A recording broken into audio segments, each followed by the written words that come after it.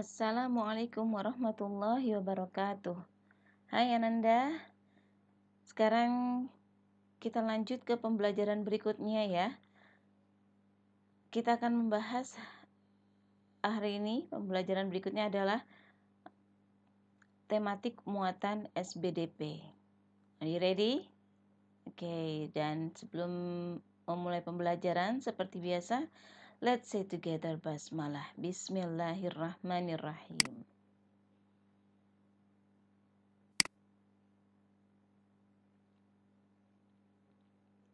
Oke, kita masih membahas seni patung di tematik SBDP ini ya. Nanti Boy akan kasih PowerPoint-nya, filenya ke grup WA untuk bisa kamu baca-baca di rumah. Oke, ini sudah dirangkum ke semuanya. Tema 1 untuk SBDP, subtema 1 sampai subtema 3. Oke, mengenal karya seni patung.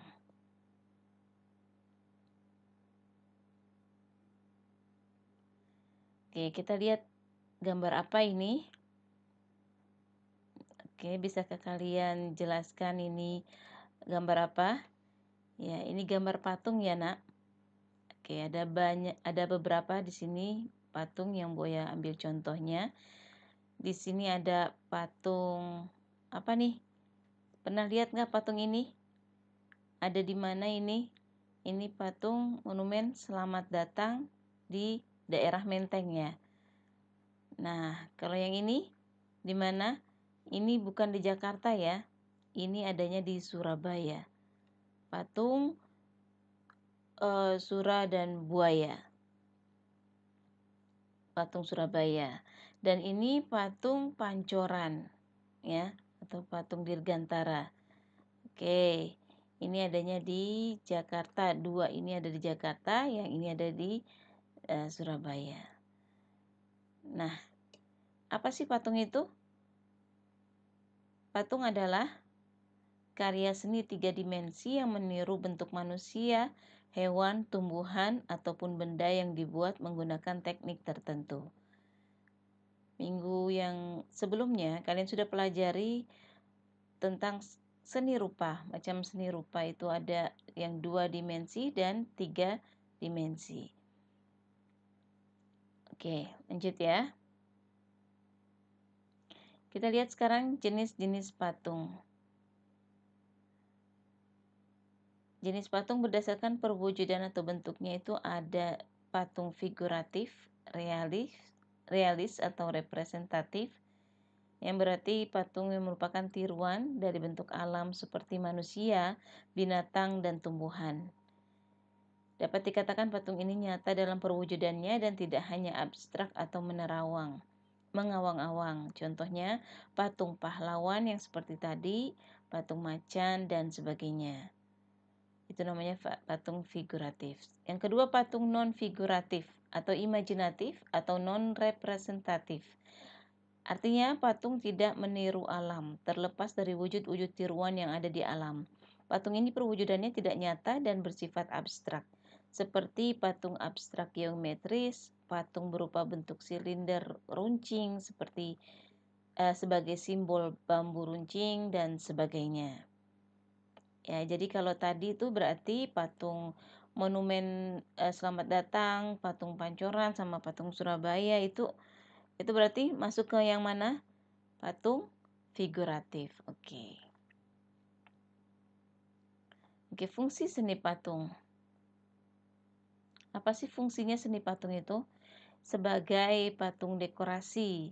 Ini berfungsi untuk memperindah suatu ruangan atau lingkungan eksterior. Yang kedua, patung monumen dibuat untuk mengenang jasa tokoh atau kelompok tertentu seperti sosok pahlawan suatu negara atau memperingati peristiwa bersejarah. Ya. Yang ketiga, patung kerajinan merupakan patung yang dirancang untuk memenuhi kebutuhan pasar sehingga dapat diminati untuk dibeli berdasarkan berbagai kebutuhan umum yang tidak spesifik. Ada patung arsitektur dibuat untuk menunjang atau melengkapi konstruksi suatu bangunan sehingga lebih terpadu dan harmonis dengan desain arsitektur yang telah dirancang. Yang kelima, patung seni.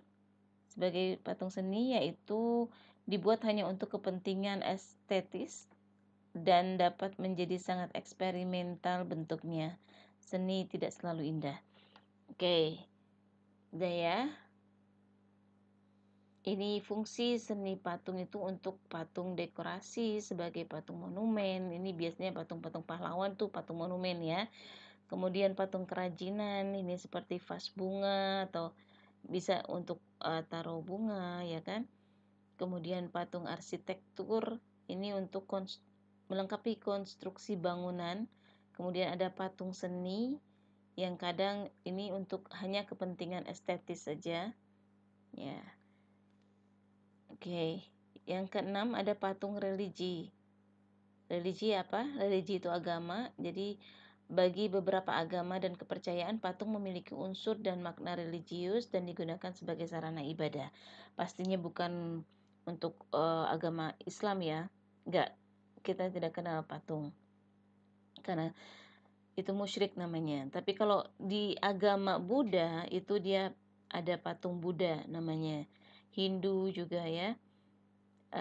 Dia candi-candi pura tuh ada patung-patungnya. Oke. Teknik pembuatan patung. Bagaimana cara pembuatan patung? Itu ada bisa dengan teknik butsir, yaitu teknik pembuatan patung dengan cara mengurangi bahan lunak seperti menggunakan bahan lunak seperti tanah liat, gips malam dan bahan yang berstruktur lunak lainnya sehingga tercipta karya patung yang memiliki nilai estetika, nilai keindahan. Alat yang digunakan ada butsir atau pisau sudip. Ya.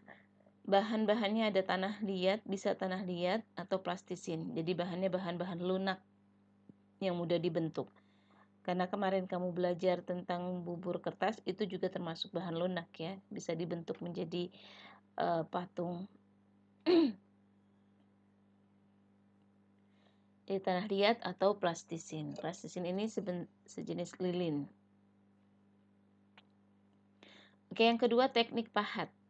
Teknik pahat biasanya dilakukan pada proses pembuatan patung dengan bahan dasar keras seperti kayu, tulang, batu granit, batu dan bahan dasar yang berstruktur keras lainnya dengan cara mengurangi bagian tertentu pada bahan dasar hingga membentuk patung yang diinginkan. Ini pahat ya, biasanya bahan yang keras seperti kayu, tulang, batuan ya, itu.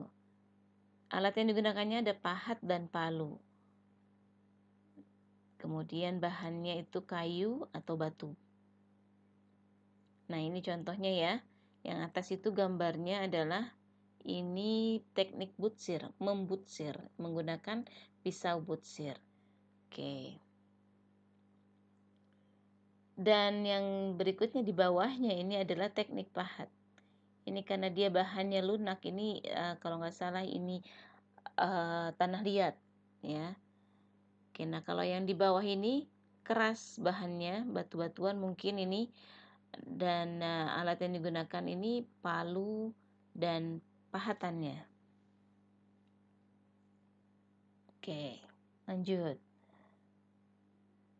Yang ketiga teknik cetak, masih teknik pembuatan seni patung. Yang ketiga teknik cetak, seperti cetak tuang atau cor ya. Cetakan dibuat terlebih dahulu, namun bahan tidak harus dicor atau dituangkan.